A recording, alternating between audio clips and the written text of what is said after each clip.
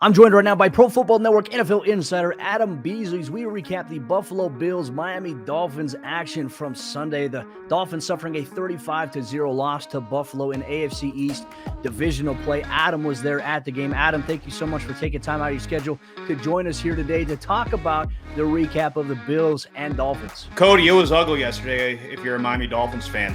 I mean, the good news for the Bills is they had plenty of fans there at Hard Rock Stadium cheering them on. But for the ones in Aqua and Orange, it was a rough day. Well, and looking at it too, obviously 35-0 is a rough output there. The Bills, they only put up 316 total yards of offense, which is surprising in the nature considering what we've known of the Buffalo Bills. A little bit of a not so offensive start for them so far this season, but the bigger story here for the Miami Dolphins, losing Tua Tagovailoa to a rib injury on a fourth down play, absolutely taking a shot from 𝗙𝗢𝗢𝗓𝗏, and initially carted off the field. The x-rays came back negative, but they're doing an MRI here today. Adam, well, I mean, what's the latest that you've heard right now on Tua's injury? Is there a chance that he may miss some time here? No, I think there's a real chance he's going to miss some time. And in fact, I would be surprised if he plays this week in Las Vegas.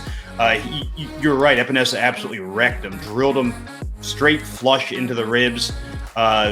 X-rays have showed no break, which is good, but it doesn't necessarily mean he's in the clear.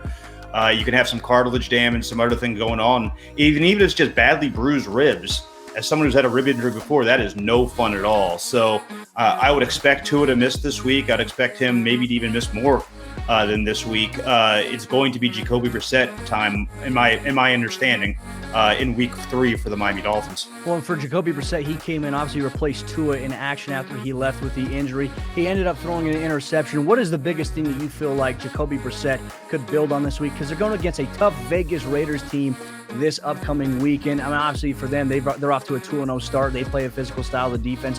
What do the Dolphins have to do this week to get back on track? Protect them. I mean, you mentioned at the top that pass protection was absolutely awful yesterday. 6 sacks, many more hits and hurries, and there was no chance. I don't care if it was Dan Marino back there. There was no chance for offensive success when literally you hit your back foot as a quarterback and there's a guy underneath your chin, and that's what the case was yesterday for the Dolphins. I don't know what the answer is, but it's not good what their situation is. First-round pick Austin Jackson has been a massive disappointment at left tackle. They gave money to Jesse Davis, who's playing right tackle. I think there's a chance that neither of those guys start at those spots going forward. They have options. Certainly, they drafted 𝗬𝗢𝗢𝗓𝗢𝗢𝗓 in the second round this past year. Robert Hunt in the second round last year. Both those guys can play tackle. And let's be honest, it couldn't be any worse. I mean, you look at the cut-ups of those guys, and certainly the play that Tua got hurt, 𝗙𝗢𝗢𝗡𝗏 just absolutely blew right by Jesse Davis. But at least Jesse Davis tried. It didn't look like Austin Jackson was even interested in blocking yesterday. It was really bad. And it's got to be incredibly worrisome for the Dolphins because this is a franchise that invested a lot in the trenches. They've made 7 draft picks in the last 3 years on the offensive line alone, and it is still inarguably one of the 5 worst units in football. There's going to be hell to pay at some point if that doesn't continue, if that doesn't stop, and they don't get it figured out. One of the columns you put together following the game was that the front office for the Miami Dolphins deserves a little bit of scrutiny here. Can you elaborate a little bit further as to why? I mean, obviously you alluded to the offensive line situations right there. For a team that has struggled so much against the Buffalo Bills and predominantly Josh Allen, the main reason they lost the game wasn't because of Josh Allen, who's kind of looked a little off in comparison to what we're used to from him so far this season. Yeah, Josh Allen wasn't the problem for the Dolphins yesterday. They were their own problems. Penalties, turnovers, inability to block, we talked about.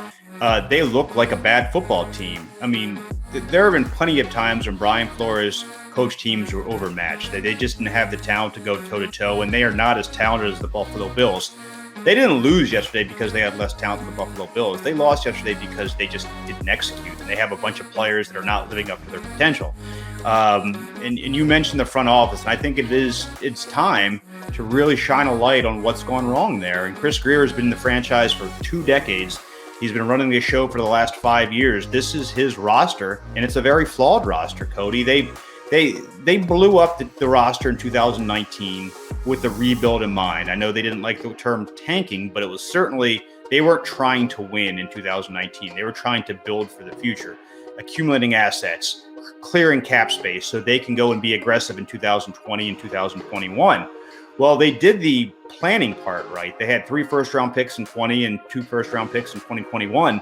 But those draft picks mean nothing, Cody, if they don't hit on them. And I think there's going to be real scrutiny now on this franchise going forward because of the decisions they've made. Tua Tagovailoa was probably the wrong quarterback at 5. Justin Herbert's been a better player.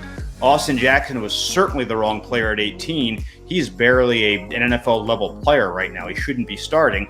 And 𝗦𝗢𝗥𝗢𝗓𝗏, their third first-round pick, went 30th overall in 2020, can't even get on the game day roster. He's been a healthy scratch the last 2 weeks. So, yeah, all these draft picks in the world don't do you any good if you don't draft good players. And they've had a real problem drafting good players the last couple of years. And obviously the spotlight is on the Miami Dolphins right now in the AFC East as Tua is dealing with an injury. And Adam Beasley will have you covered every single day, ProFootballNetwork.com. Not to mention we'll get him on here from time to time to get his expert insight. Adam, thank you so much for taking time out of your schedule to talk with us. Buffalo Bills, Miami Dolphins recap.